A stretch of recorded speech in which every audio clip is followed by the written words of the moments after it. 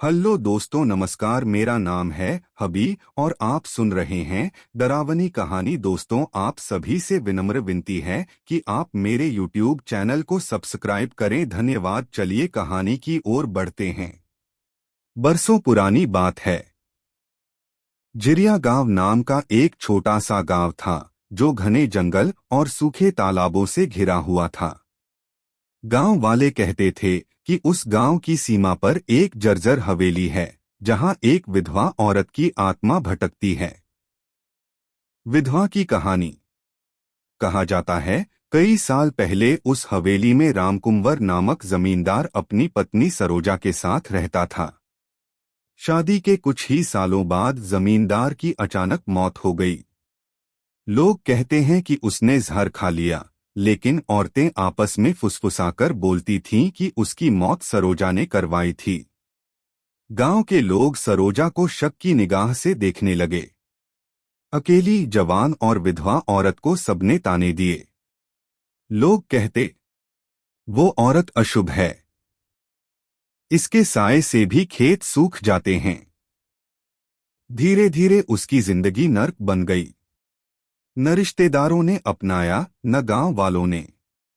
भूख, ताने और अकेलेपन से तड़प तड़प कर एक रात उसने उस हवेली के भीतर फांसी लगा ली।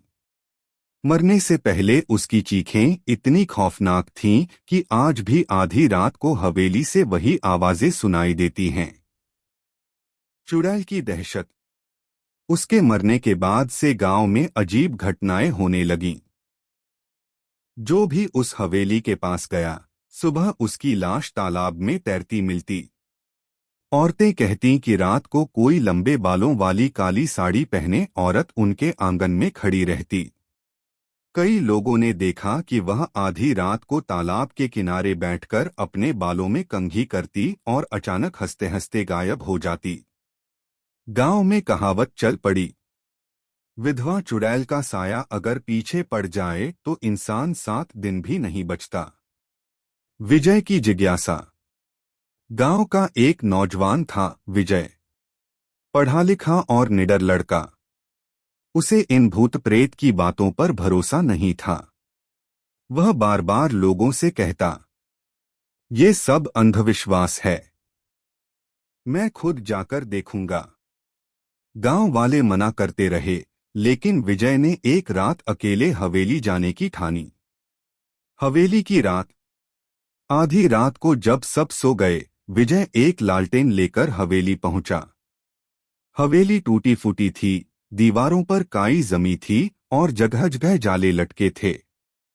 जैसे ही वह अंदर गया, अचानक ठंडी हवा का झोंका आया और उसकी लालटेन बुझ गई। चारों ओर सन्नाटा छा गया।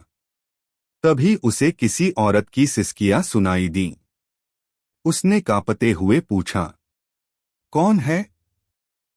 अचानक सामने से एक काली साड़ी पहनी औरत आई। उसके बाल जमीन पर घिसट रहे थे, चेहरा झुका हुआ था।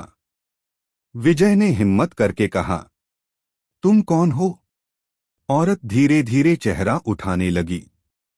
उसका चेहरा ऐसा था मानो मांस गल चुका हो, आंखें लाल अंगारों जैसी। वह फुसफुसाई, मैं सरोजा हूं, जिसे सबने तन्हा मरने पर मजबूर किया। अब कोई नहीं बचेगा। विजय का अंत। विजय चीखकर भागने लगा। उसने हवेली का दरवाजा खोला, लेकिन बाहर गांव नहीं था। चारों ओर अंधेरा, टूटा तालाब और पेड़ों से लटकती उल्टी लाशें। पीछे से चुड़ैल की लंबी, हड्डियों जैसी उंगलियां उसके कंधे पर पड़ी। उसकी चीख रात के सन्नाटे को चीर गई। और अगले दिन गांव वालों को विजय की लाश तालाब में तैरती मिली। आज भी डर। आज भी झिरिया गांव में कोई उस हवेली के पास नहीं जाता। गांव की औरतें दरवाजे पर लोहे की कील और नींबू मिर्च लटकाकर रखती हैं, क्योंकि सबको पता है, विधवा चुड़ैल अब भी भूखी है, औरतों की हंसी और मर्दों की सांसें छीनने के लिए।